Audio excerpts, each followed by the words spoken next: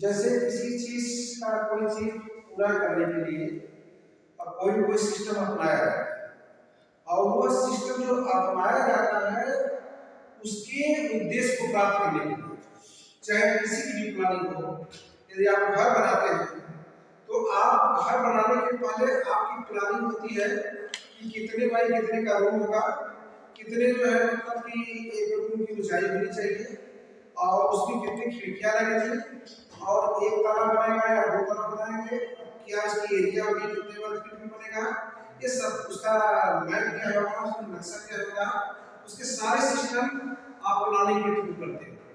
उसी तरह से एक तरह से शिक्षक और शिक्षार्थी दोनों के लिए एक प्लानिंग होती है और प्लानिंग का मतलब क्या होती है, शिक्षार्थी भी सिलेबस नहीं पढ़ेगा और शिक्षक भी सिलेबस पढ़ेगा। अदरवाइज तो पाठ्यक्रम की जब बात करते हैं आप तो पाठ्यक्रम दोनों के लिए काम हो जाता है। पाठ्यक्रम या करिकुलम जो है दोनों के लिए काम हो जाता है, शिक्षक के लिए और शिक्षार्थी के लिए। जो आप फाइल देख रहे हो ये इंडिकेट कर रही है कि पाठ्यक्रम बेसिकली जो है दोनों के लिए कंपल्सरी बन जाता है। बन जा रहा है कि बन रहा है? क्योंकि बिना पाठ्यक्रम का तो हवा में 3 महीने पूरा हो जाएगा शिक्षक के लिए और बिना पाठ्यक्रम का शिक्षार्थी के लिए भी जो है वो उल्टी गंगा पानी करेगी, टेढ़ी की हो जाएगी। इस प्रकार से ये पाठ्यक्रम तो जो है करिकुलम यानी यह पाठ्यक्रम थोड़ा सुनिए, कभी कभी आपको ज्यादातर परेशानी होगी है, मोस्टली प्रॉब्लम होता है what is curriculum, what is syllabus, what is difference between curriculum and syllabus और करिकुलम क्या अंतर होता है। तो अमूमन ये बात होती है कि प्राय जो है पाठ्यक्रम को पाठ्यक्रम बोलते हैं, पाठ्यक्रम बोलते हैं, लेकिन अंतर है कि ये पाठ्यक्रम के तहत या पाठचर्या के तहत में थोड़ा अंतर किया गया है। लेकिन पाठ्यक्रम की बात करते हैं तो जब बात आती है कि दोनों के लिए कॉमन बात हो जाती है। अभी हमने बताया, अब क्या अंतर है उस बात में अब पाठ्यक्रम या पाठचर्या क्या क्या अर्थ होता है शिक्षा जगत में या अध्ययन जगत में या स्टडी लाइफ में, क्या इसका महत्व है, बहुत बड़ा एक भी होता है, वो ये चीज होता है क्योंकि पाठ्यक्रम ये पाठचर्या होती है अंदर बाहर, स्कूल में, कक्षा में, कॉलेज में जो अध्ययन अध्यापन होना है, जो बाहर होना, यानी अंदर बाहर की सारी एक्टिविटीज का समूह ही पाठचर्या है। अंदर बाहर का सारी समूह ही क्या है, पाठचर्या। मतलब जो भी स्कूल में जितने शिक्षक शिक्षार्थी हो पढ़ने पढ़ाने अध्ययन अध्यापन से संबंधित जो भी बातें लगातार चल रही है वो पाठचर्या की चल रही है। पाठचर्या मतलब कि वो अदरवाइज दिन प्रतिदिन की पाठचर्या होती है। आज की पाठचर्या, कल की पाठचर्या, जो पाठचर्या में लगातार हर चीजें चल रही है। इस प्रकार अब बात रह गई कि पाठचर्या इसलिए करिकुलम इसलिए निर्धारित की जाती है, इसलिए निर्धारित की जाती है, करिकुलम इसलिए निर्धारित की जाती है कि एक शिक्षक अपनी पाठचर्या के तहत बच्चों को क्या पढ़ाएगा और बच्चे उस पाठचर्या के तहत क्या पढ़ेंगे, ये दोनों लोग बड़ी बात जानते हैं। और इसमें एक शिक्षक के लिए पाठचर्या इसलिए बहुत इंपॉर्टेंट हो जाती है, एक टीचर के लिए सो मच इंपॉर्टेंट हो जाती है, इसलिए बहुत इंपॉर्टेंट हो जाती है कि शिक्षक जो है जो अपने पढ़ाने पढ़ाने के उद्देश्य से एक एम रखा है, अपने अंदर का एक टारगेट रखा है, वो टारगेट या उद्देश्य रखा है कि मैं इस पाठ्यक्रम के तहत अंतिम लक्ष्य तक पहुंच जाऊंगा। या जैसे हमको बताना है कि a + b का होल स्क्वायर होता है, otherwise a square + 2ab + b square. अब इस फार्मूला को उसको निर्भर करना है तो अपने उद्देश्य में ये रखा है कि a square + 2ab + b square जो है a + b का होल स्क्वायर है। उसका उद्देश्य है कि इसके ए प्लस बी का होल स्क्वायर बच्चे के यानी जो टीचर का इनपुट है वो आउटपुट आपको देने वाला है। टीचर का जो इनपुट है वो आउटपुट आपके यहाँ तक पहुंचने वाला है। तो आप रिसीवर और आउटपुट रिसीव करोगे तो टीचर का सपोज दैट टीचर का ये इनपुट है कि a प्लस b का होल स्क्वायर बच्चों को अंडरस्टैंडिंग में आ जाए कि यह होगा a square plus b plus b square, otherwise a square plus b square plus 3। ये चीजें बच्चों के अंदर समझानी है। तो वह जो उद्देश्य बनाया है, उद्देश्य क्या बनाया है कि वह a square plus b square plus ab बराबर ऑलरेडी होगा a प्लस b की होल स्क्वायर के, या a प्लस b स्क्वायर जो है बराबर होगा a square plus b square plus 2ab। Otherwise it can say that left hand side is equal to right hand side, otherwise right hand side is equal to left hand side। ये बैलेंसिस तो दिमाग में है कि जब 5 kilo वजन किसी वस्तु का है तो 5 किलो के बाद का दोनों का वजन करके दोनों बराबर हो जाएगा। या हम कह सकते हैं 5 किलो के आटा है तो यह आटा 5 किलो के लोहे के बराबर होगा, या 5 किलो का लोहा इस 5 किलो आटे के बराबर होगा। ऐसे सिस्टम में अगर आप पाठ्यक्रम में बताना चाहते हो कैसे टीचर के पाठ्यक्रम में होता है, आप किताब में भी इतना टिप्पणी नहीं है तो इसी बात को बता दें। ये प्रश्न का होल स्क्वायर को प्रूव करेगा, क्या करेगा, प्रूव करेगा, और प्रूव करके आपको अंडरस्टैंड करेगा कि ये कैसे होगा। अब देखो कैसे प्रूव करता है। अब अगर आप हाई स्कूल में सभी भी जाते हो, एक टीचर किसी फार्मूला को सपोर्ट है, बहुत सारी बातें होती हैं, बहुत सारे साइंस का प्लस प्रूव है, या ये भी प्रूव करके कहते हैं कि संपूर्ण विद्युत प्रकार बनाने वाले शेष दो भुजाओं में बने वर्ग के योग के बराबर होता है। तो सूत्र करता है ना, प्रूव करके दिखाता है तो बच्चे समझते हैं कि बराबर होता है। अब इसी को ये प्रश्न का होल स्क्वायर इसको प्रूव करना है तो बच्चे देखिए कैसे प्रूव करता है। अब चूंकि यही उसके लिए एक उद्देश्य बना है, यही टीचर के लिए उद्देश्य बना है, एक मामूली उदाहरण देना कि एक टीचर के लिए उद्देश्य बना है कि एक व्यक्ति का होल स्क्वायर कितने के बराबर होता है, कंपल्सरी ये निश्चित रूप से होता है। मेरे पास तो मेरे पास ये होता है तो होता है। अब इसको प्रूफ करके बताएगा, ऐसा नहीं कि हम छोड़ देगा, उसको दिखाएगा, शो करेगा। तो अब जैसे इसी चीज को दिखाएगा टीचर a प्लस b का होल स्क्वायर का मतलब डबल है, ये बराबर होता है a प्लस b मल्टीप्लाई या इनटू a प्लस b, यानी आप प्रूव कर रहा है। अब बता रहा है किसका उदाहरण करने होगा तो उसको कैसे सेट करेगा, तो कहेगा कि इसका मतलब डबल है, इसका मतलब ये होगा a plus b multiply a plus b। देखो हम आप बता रहे हैं क्या उद्देश्य, तो ये कहेगा a into a इसका बेस का a into b plus ab, फिर कहेगा b a into ab, जो जहां जिस प्लस को प्लस उसके नीचे ab है, b के नीचे का सदा b कर देगा। फिर कहेगा b into b equal to b square, क्योंकि b स्क्वायर देते हैं इसको लास्ट में कर देगा, फिर दोनों को ऐड कर देगा, ऐड कर देगा a square into b square, ab plus ab equal to 2ab plus b है जो हो गया, ये दोनों प्लस इसलिए ओनली b स्क्वायर। अब वो देखा गया it is a proof that a plus b whole square equal to a square plus ab plus b square.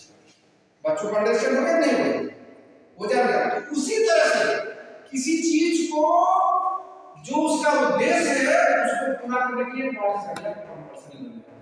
क्या बन जाती है, बोलो ना, कंपल्सरी बन जाती है। हाँ, नीडेड बन जाती है, एकदम आवश्यक हो जाती है। और शिक्षक की भी आवश्यक हो जाती है, शिक्षक इसलिए उसके लिए जो है कंपल्सरी करती है कि उसके अभाव में या तो कहीं आगे बढ़ जाएगा या तो पीछे हट जाएगा, ये वो जो है रिजेक्ट जो है उसका रिजल्ट है, इसलिए दोनों के। अब क्या होती है पाठ से या क्वेश्चन क्या कि पाठ से अब इसकी कुछ दो एक हमारे परिभाषा उन्होंने बताया वैसे पाठ से की परिभाषा लिख दीजिए कि पाठ से जो है कि दो लोग के साथ पाठ से शादी करने की परिभाषा हम कुछ भी दिखाते नहीं। पाठचर्या के जो है परिभाषा लिखिए रॉबर्ट इंग्लिश के अनुसार, रॉबर्ट इंग्लिश के अनुसार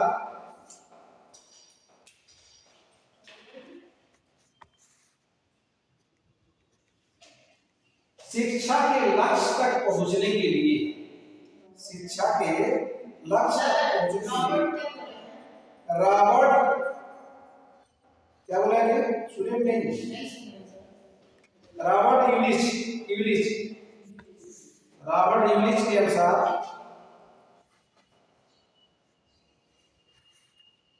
शिक्षा के लक्ष्य तक पहुंचने के लिए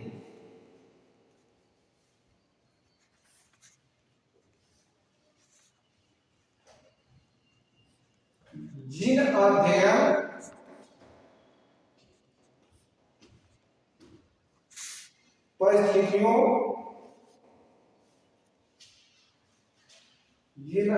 परिस्थितियों की रूपरेखा बनाई जाती है उसे पाठचर्या कहते हैं।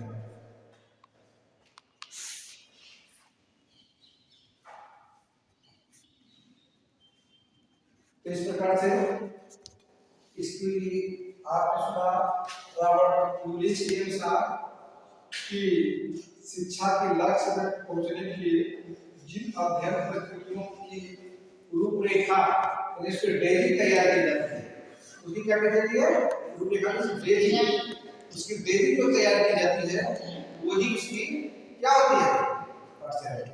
क्या कहलाती है, पाठचर्या। यानी उसका खाका तैयार किया जाता है, यहाँ से ये सिस्टम करना है, ये इंग्लिश के अनुसार, अकॉर्डिंग टू इंग्लिश। दूसरी परिभाषा लिख लीजिए, दूसरी परिभाषा लिखिए ब्रूबेकर के अनुसार, ब्रूबेकर के अनुसार एक बात सुनिए, ब्रूबेकर के अनुसार मत लिखो, ब्रूबेकर के अनुसार पाठचर्या एक ऐसा क्रम है, ब्रूबेकर के अनुसार पाठचर्या एक ऐसा क्रम है जो किसी व्यक्ति का गंतव्य स्थान पर पहुंचने के लिए तय करना पड़ता है, गंतव्य स्थान तक पहुंचने के लिए तय करना पड़ता है।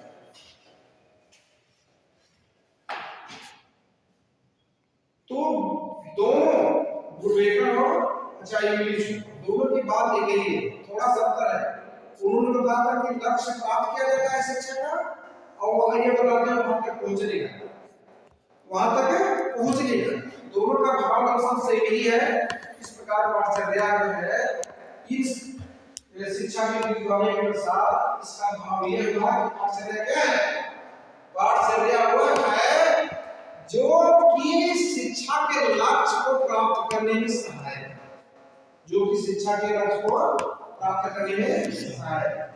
अर्थात क्या सहायक है, जो शिक्षक पढ़ा रहा है, जो अध्यापन करा रहा है, जो लिखा रहा है, जो टेक्स्ट समझा रहा है, उसके समझाने का, उसके बताने का, उसके पढ़ाने लिखाने का, उसके जो भी सिस्टम है उसको पूरा करने में पाठचर्या सहायक है, उसको पूरा करने में पाठचर्या क्या है, सहायक है। यानी study more and more study जो है उसके जो टारगेट है उस टारगेट तक पहुंचाने में उसको हेल्पफुल करती है कौन, पाठचर्या। हां पाठचर्या, अभी पाठचर्या, अब पाठचर्या के पास समझ गया ना। अब पाठचर्या चूंकि के आधार क्या है, इसकी पाठचर्या के जो है पाठचर्या की आधार कुछ बनाएंगे। पाठचर्या क्या है, पाठचर्या का एक कंसेप्ट आता है कि इसकी आधार क्या है, देखिए पाठचर्या क्या है, कहां का मिटाने वाला नहीं है, नहीं है,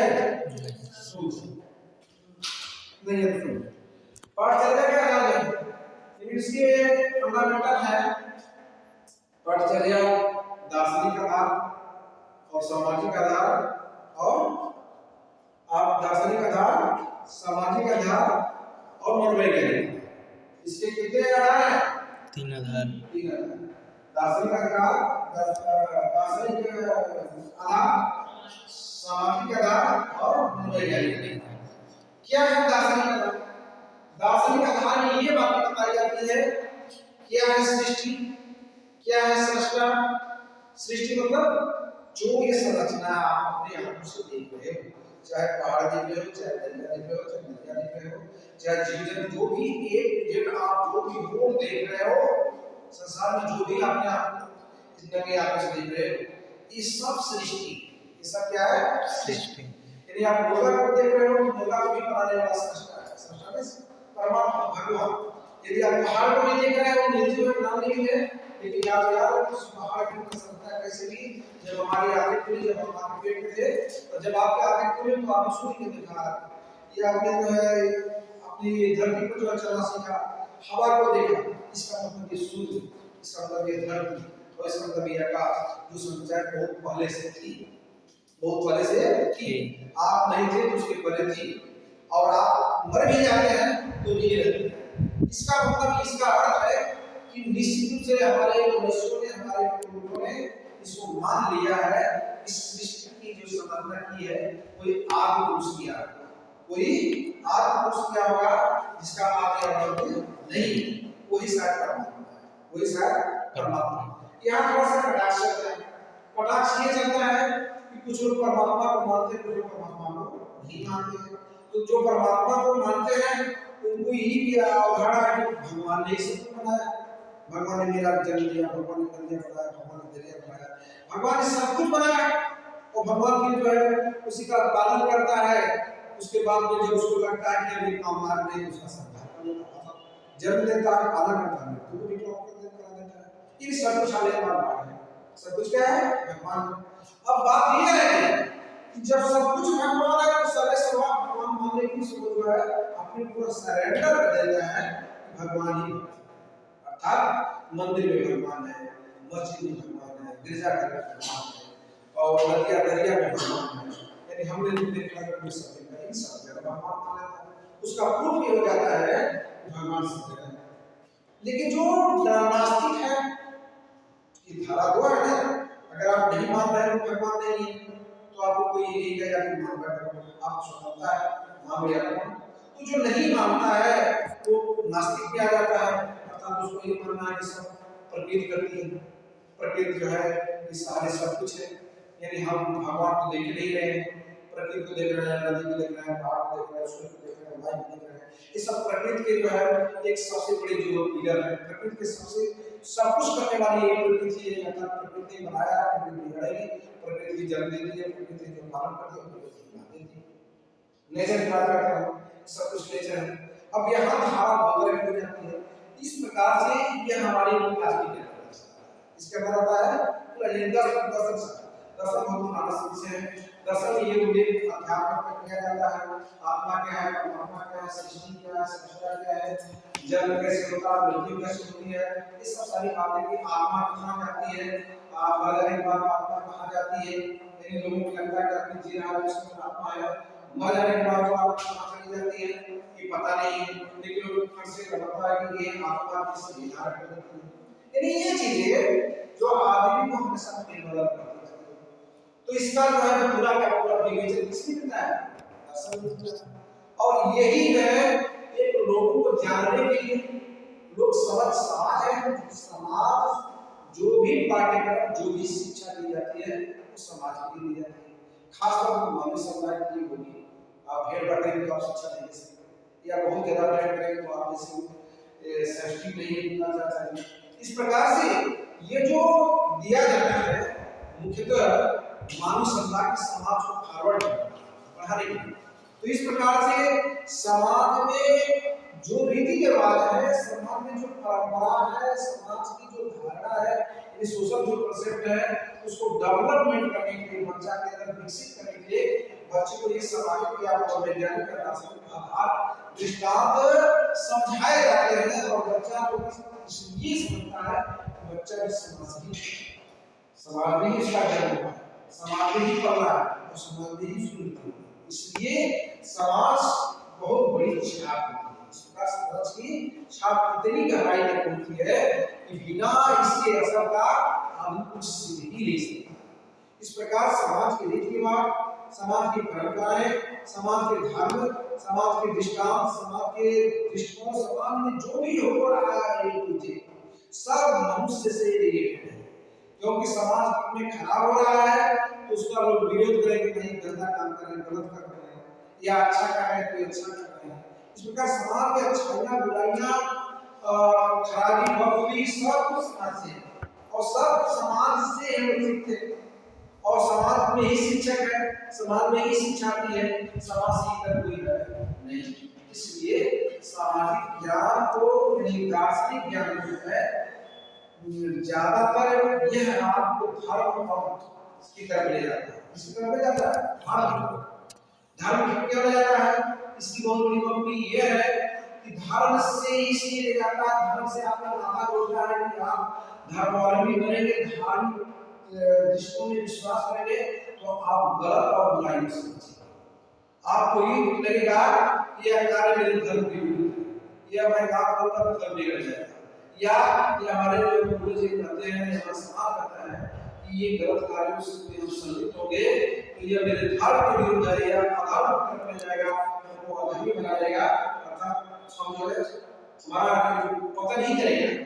इसलिए धर्म से जोड़ दिया जाता है कि कम से कम धर्म से जुड़ेगा तो गलत काम क्या करेगा, गलत काम डरेगा, फिर उससे और उसको करवाने के लिए ईश्वर से जोड़ दिया जाता है, क्योंकि उसको बताएगा कि ये ईश्वर से इसलिए बताएगा तो बताएगा ईश्वर जो है अधर्मी व्यक्ति का नाश करता है, अधर्मी व्यक्ति का नाश करता है। जैसे मैंने बताया कि जदा जदा धर्मस्य जस्य ग्लानिर्भवति सृजन में परित्राणाय साधूनां जरासय च दुष्कृता धर्म संस्थान अपना परिश्रम भवानी जुगे। यह देखिए, यह विश्व के सबसे बड़े ग्रंथ वर्ल्ड लेवल का नंबर गीता के उपदेश देने का काम जो किया था, इसने वो शिक्षा देने का काम किया था, शिक्षित किया इसको अर्जुन को मोटिवेट किया था कि हे अर्जुन समझो मैं ऐसा एक विराट पुरुष हूं, मैं हाथों में रावण करने वाला हूं, पहाड़ों में सबसे बड़ा पहाड़ हिमालय। यदि उन्हें ये बताया कि मैं छोटे से लेकर बड़े तक मैं किसी में नहीं ये साथ दिलाया कि ये मान के तुम चलो कि अधर्मियों को मैं नाश करने के लिए पैदा होता हूं। जदा जदा धर्म से जब धर्म की हानि होती है, अधर्म बढ़ता है, इन अधर्मियों को मारने के लिए सज्जन व्यक्तियों का सृजन करने के लिए, दूसरों को मारने के लिए सज्जन व्यक्तियों का उत्पाद करने के लिए मैं बार बार क्या करता हूं, जन्म लेता हूं। इसलिए ये ईश्वर से जोड़ देता है कि गलत करोगे धर्म को तो ईश्वर तुम्हारा से ना करेगा। और हमको दिखा देगा कि वो रावण का चक्र को अधर्मी था तो मैं राम मंदिर की मार दिया।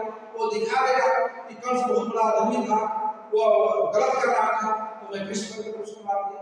वो दिखा देगा कि प्रहलाद बहुत गलत कर रहा था, ये जो है सीमाओं को पार कर रहा था तो मैं हिरण्यकश्यप को मारने के लिए नरसिंह का अवतार समझ रहे हैं। अर्थात देवियों के अवतार को देखता है, दुर्गा को दिखाता है, दुर्गा महिषासुर को क्यों मारती है क्योंकि महिषासुर धर्मी था, इसलिए चंडी चामुंडा का रूप धारण करके महाशक्ति अपने जगदम्बा बनकर उसका कर देती है। यह दिखाता है कि ये अधर्मी को मारने के लिए मुझे ऐसा करना है। समझ रहे। इसलिए आप जितने देवी देवता हैं, भगवान हैं, सब धर्म से जुड़ जाते हैं। अब धर्म के इतना बड़ा प्रोत्साहन देता है यह विकास पिंगला कि ये गलत करने से होता है।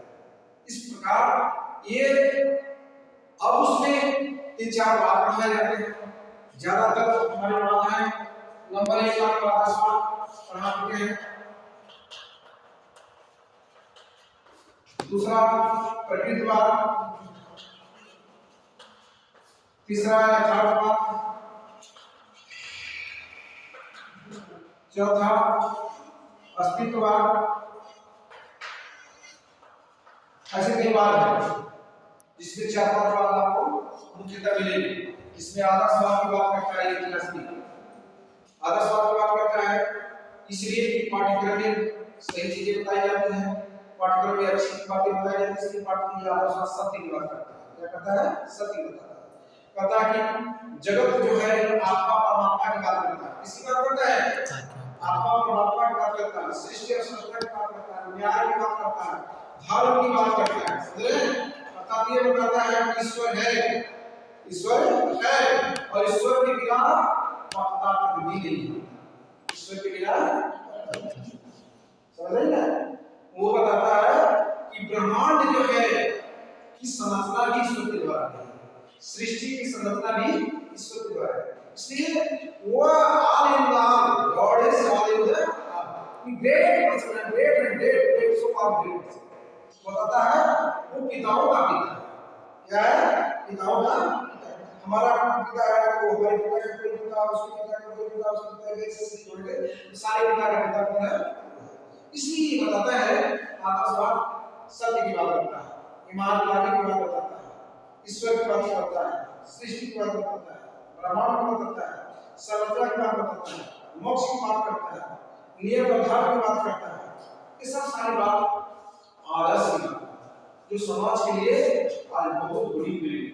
ये बताता है अगर आप समाज में इसका हरासमेंट होता है तो घटनाएं घटती हैं, बहुत सारे रासायन चलाई जाती है, बहुत लोग को जो है वो है आप देख रहे हो इन्हीं ऐसे जला देते हैं, चेहरे जला देते हैं और लड़की पड़ी रहेगी, चेहरा नहीं चिप पड़ सकता है, कोई माता पिता खाली उसमें शॉर्ट स्पॉट से मेरी रहती है।